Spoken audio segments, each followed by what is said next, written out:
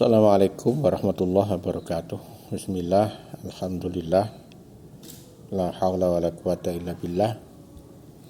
Allahumma salli ala sayyidina Muhammad wa ala alihi wa sahbihi kama la nihayata li kamali kama adada kamali.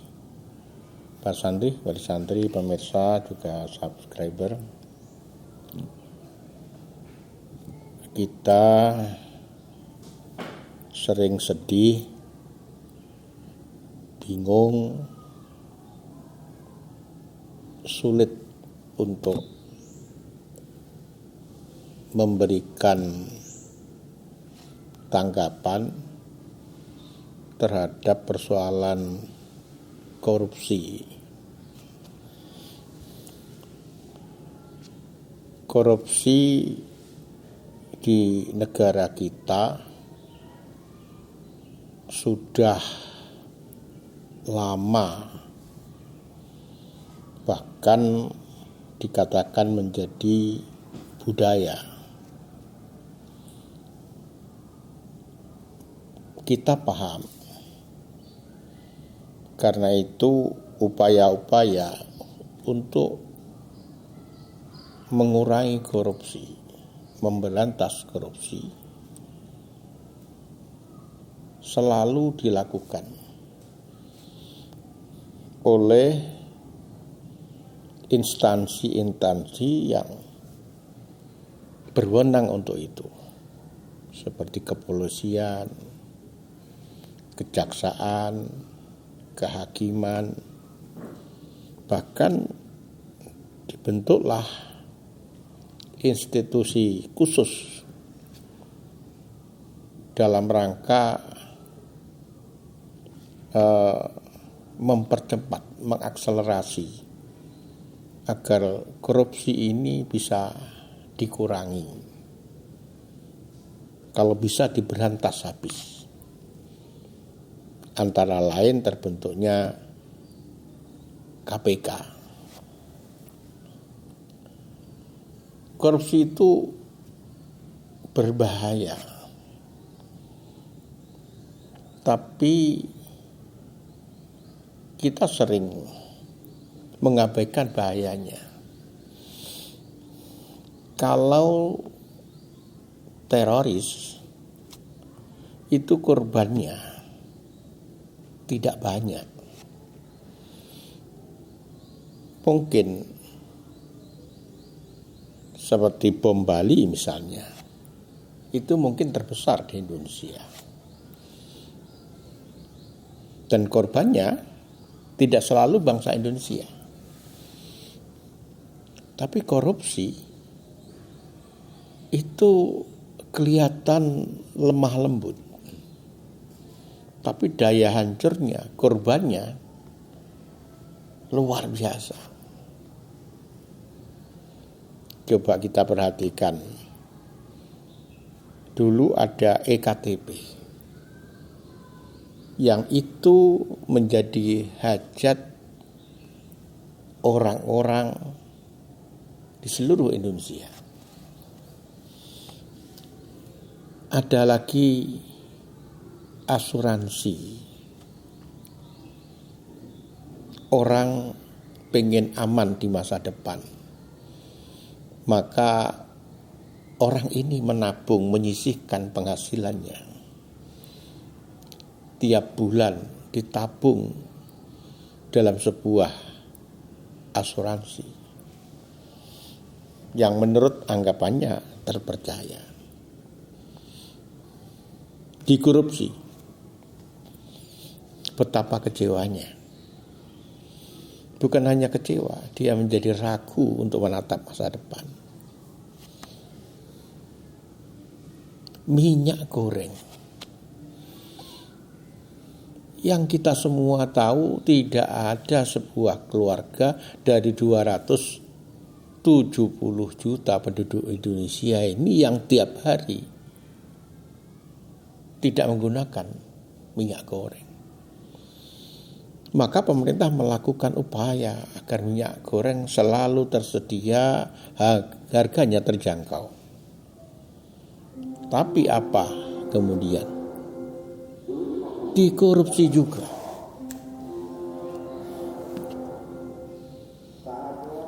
kita lihat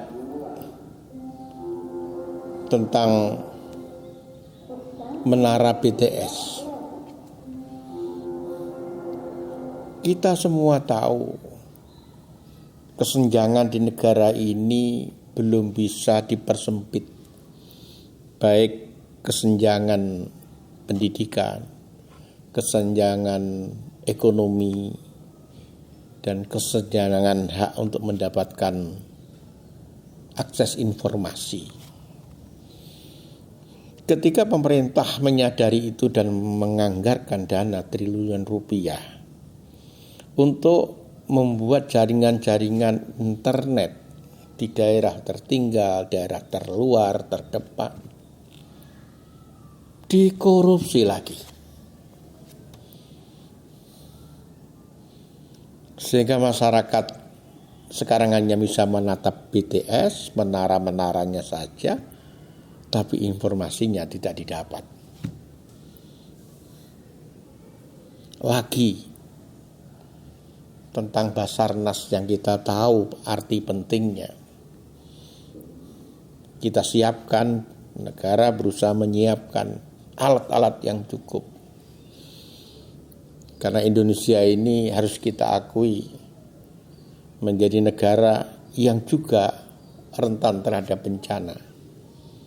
Baik itu Gunung Merapi, banjir, tanah longsor, dan banyak yang lain.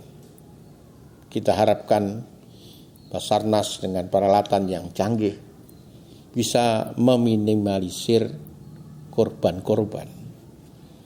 Apa yang terjadi? Dikorupsi juga. Dan celakanya mereka yang melakukan korupsi ini adalah orang-orang yang terdidik, orang-orang yang mendapatkan kesempatan pendidikan terbaik. Yang kedua, orang yang melakukan korupsi ini adalah orang-orang yang secara finansial sebenarnya sudah lebih dari cukup. Maka kita menjadi bingung, menjadi tidak paham apa sebenarnya yang melatar belakangi orang-orang ini melakukan tindakan yang sangat melukai hati masyarakat, yang sangat merugikan masyarakat, yang menghambat proses kemajuan sebuah bangsa. Kita lihat dari berbagai informasi, kalau itu sebuah lembaga, maka justru lembaga yang di situ diisi orang-orang baik, di situ tempatnya korupsi. Pejabat, bupati, wali kota, gubernur, anggota dewan, kita ketahui bersama, bukan lagi rahasia umum, itu adalah tempat-tempat di mana banyak orang melakukan korupsi. Korban terbesar adalah masyarakat bawah. Mereka korupsi sampai ratusan juta, miliaran, bahkan triliunan. Tapi masyarakat bawah untuk mencari uang 2.000, dia harus berdiri di rel kereta api untuk memastikan orang yang lewat dalam keadaan selamat. Maka menjadi tugas kita bersama bagaimana korupsi ini bukan hanya disanksi oleh hukum, bukan lagi disanksi oleh beratnya hukuman, tapi juga harus diberikan sanksi sosial, sehingga orang yang korupsi, apalagi dalam jumlah banyak, tidak punya lagi tempat berpijak, tidak lagi memiliki kehormatan, tidak pantas lagi untuk kita tempatkan di sebuah kursi dalam satu majelis, tidak pantas lagi untuk kita tempatkan di tempat terdepan dalam sebuah kegiatan, tidak pantas lagi kita berikan kesempatan untuk berbicara. Mereka harus kita asingkan dalam kehidupan sosial agar semua orang tahu kalau mereka berisiko berkorupsi, resikonya bukan hanya berhadapan dengan pengadilan, tapi juga berhadapan dengan sanksi sosial masyarakat. Dan sanksi yang terakhir ini tampaknya belum kita lakukan, bahkan mungkin kita abaikan, karena para koruptor yang sudah menjalani hukuman itu masih kita terima lagi, masih kita undang dalam berbagai kesempatan, masih kita berikan panggung, bahkan masih kita berikan kesempatan untuk menjadi pimpinan-pimpinan, bahkan di pimpinan di partai politik. Ini menurut saya mengerikan. Kalau ini masih terus dilakukan, betapapun kejaksaan, betapapun kehakiman, betapapun kepolisian, betapapun KPK menangkap, menghukum, tidak akan pernah menimbulkan rasa jera. Mereka akan mengulangi lagi ketika masyarakat tidak juga memberikan sanksi sosial yang keras. Terima kasih atas perhatiannya. Assalamualaikum warahmatullahi wabarakatuh.